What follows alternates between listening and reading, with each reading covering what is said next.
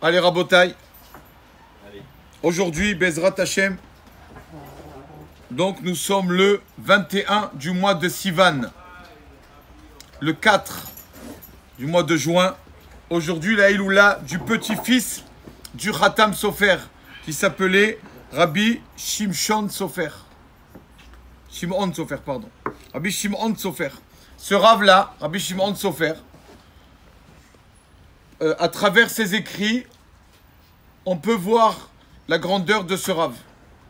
On va, Bezrat Hashem, apprendre quelques lois, quelques halachot que ce rave a écrit dans son livre qui s'appelle, un de ses livres, Hitorerut Teshuva, réveil de Teshuva, de réponse. Il était tellement modeste qu'il n'a pas dit je donne des réponses, il a dit je vous donne des réveils de réponses. Comme ça il a marqué, il a tellement par modestie. Alors il pose dans son livre plusieurs questions, et quand on voit les questions qu'il pose dans son livre, alors on voit la hirat, ça même la crainte de Dieu, comme il fait attention à tout. Il pose une question là-bas, il se demande est-ce qu'il a le droit, quand il voit des personnes qui malheureusement se lèvent tard, et le temps du schéma va passer. Bien on va en parler à la fin du cours sur le schéma. Le temps du schéma va passer. Est-ce qu'il a le droit, il se demande, est-ce qu'il a le droit de changer la montre de l'avancée, comme ça quand la personne se réveille, oh il est tard. Pour lui, justement pour que la personne se lève avec un peu plus de zèle. D'accord, il met l'horloge de la chambre, il avance d'une demi-heure, comme ça la personne dit attends il est tard, bientôt le schéma va passer. Est-ce qu'il peut faire ça ou ça s'appelle mentir?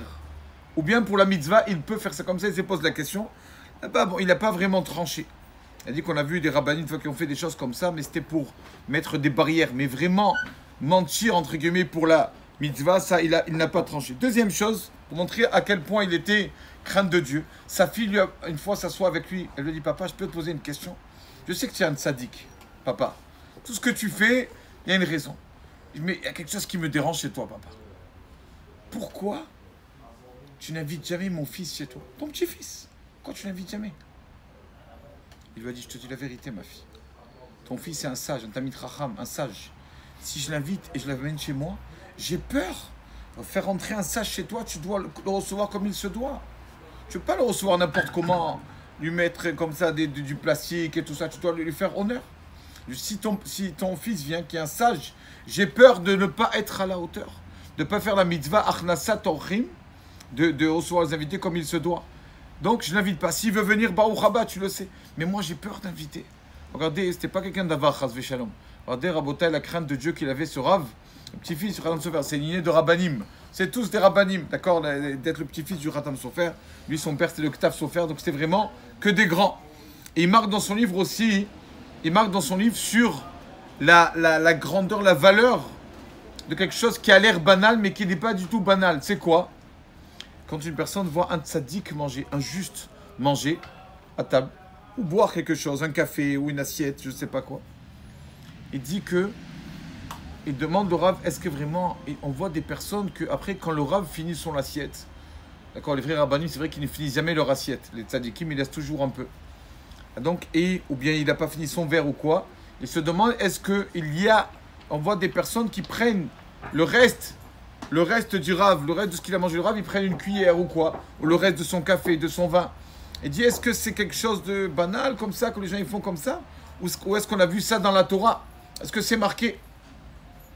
Et il répond qu'on a vu ça dans le Talmud de Jérusalem, la Gemara de Moed Katan, qui dit que Rabbi Yochanan, quand les sages, les Dayanim, faisaient une Seouda, parce que Ebour HaChodesh, ils ont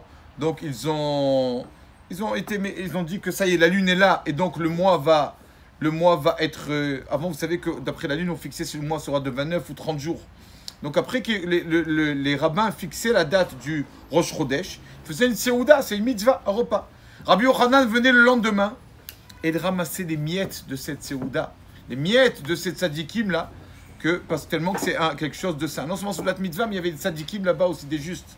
Donc il dit que c'est pas quelque chose de banal. De prendre le reste d'un tzaddik, ça fait beaucoup. Il amène le Midrash.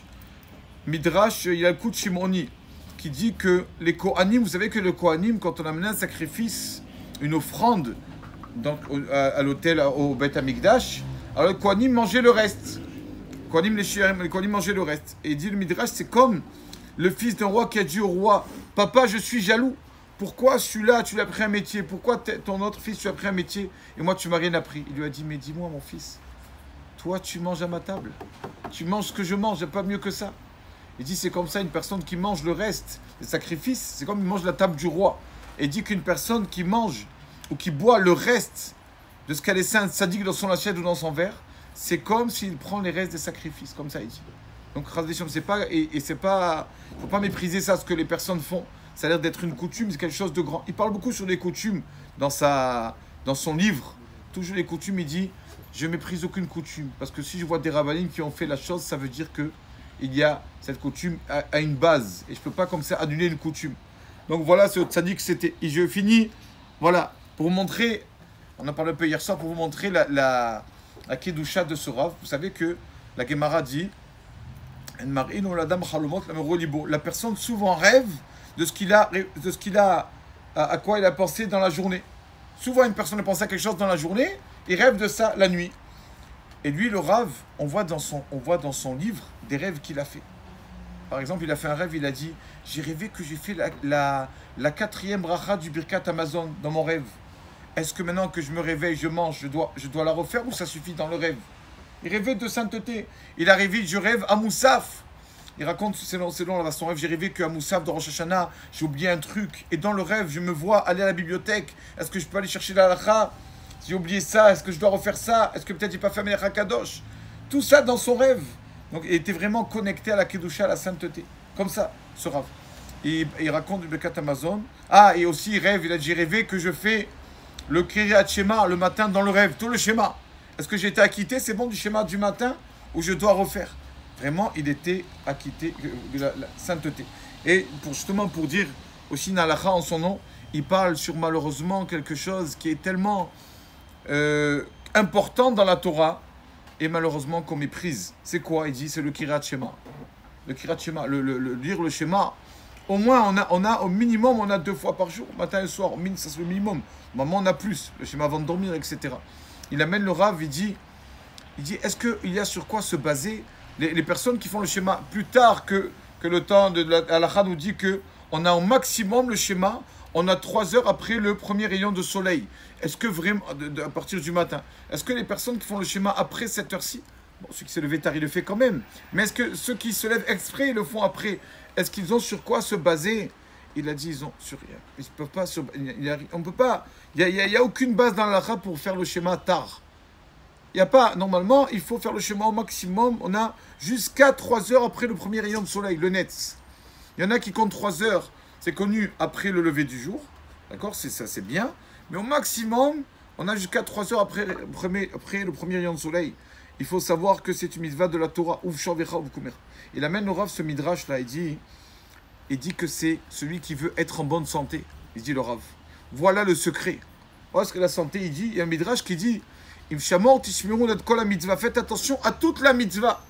À toute la mitzvah. Le midrash, il dit, c'est quoi toute la mitzvah? De quelle mitzvah on parle? La mitzvah du schéma. Pourquoi juste la mitzvah du schéma? On dit fais attention à toute la mitzvah. Toutes les mitzvahs, on doit faire attention à l'intégralité de la mitzvah. Pourquoi pour la mitzvah du schéma, on nous dit fais attention à toute la mitzvah? Et dire à Botaï quelque chose de magnifique. Et dit, vous savez qu'il y a dans le Kriyat Shema 248 mots par rapport aux 248 membres. Et dit que chaque mot est parallèle à un membre. Et dit, quand un mot, tu ne le prononces pas ou tu ne le dis pas, automatiquement, ça fait du mal à ce membre. Donc il dit, ne t'étonne pas, après Tchamala, il dit, c'est tout lié au schéma. Peut-être tu as oublié un mot du schéma, et donc ce membre-là, il sera détérioré. Donc il dit, quelqu'un qui veut la santé, chaque mot du schéma, il fait attention. Et kol la mitzvah, il dit le Rav dans son livre. Si chaque mot du schéma, tu fais attention, en fait, c'est toi qui gagnes. Parce que chaque membre, tu auras la santé à chaque membre. Parce que c'est vraiment parallèle. 240, c'est pour ça qu'à la fin du schéma, on ajoute Hashem Elokechem Emet. Comme ça fait en tout 248 mots. Donc il dit, c'est pour ça que le Midrash nous a dit cette mitzvah, là, le schéma, et kol la mitzvah, fais attention à tout. Parce que chaque détail dans le schéma est important. Chaque mot, chaque lettre est importante. Pour ça, il dit de bien faire attention, non seulement au temps du Kriyat Shema, de le faire le matin. Au maximum, on a dit 3 heures après le premier rayon de soleil, d'accord? On ne peut pas se lever trop tard pour voir le schéma en son temps. Bien sûr, je répète, celui qui s'est levé tard, il le fera quand même, d'accord? Après, mais il n'a pas fait la mitzvah. Il amène la Gemara, d'ailleurs, la Gemara de Chagika qui dit ce qui est tordu ne peut pas être dressé. La Gemara dit ça parle de quoi? Qu'est-ce qui est tordu qui ne peut pas être dressé? Il dit ça parle sur le schéma. Quelqu'un, le schéma, le matin, le temps est passé. Après, il va faire schéma, mais pas en son temps. Le schéma en temps voulu, il n'a pas fait. Alors, il dit même si quelqu'un il fait teshuva, il est dit là-bas, se repentit, d'accord. Fait teshuva, il ne sera pas puni sur cette faute, mais il a perdu quand même la mitzvah. Ça, c'est irrattrapable. Comme ça, il dit là-bas. Combien on doit faire attention? Il dit de faire au moins cette mitzvah. Le Gemara dit même quelqu'un qui travaille, qui n'a pas le temps. Au moins, il fait le matin et le soir le schéma comme il faut. C'est ça qui lui amènera la santé à tous ces 248 membres. C'est routeux à Amen. Amen.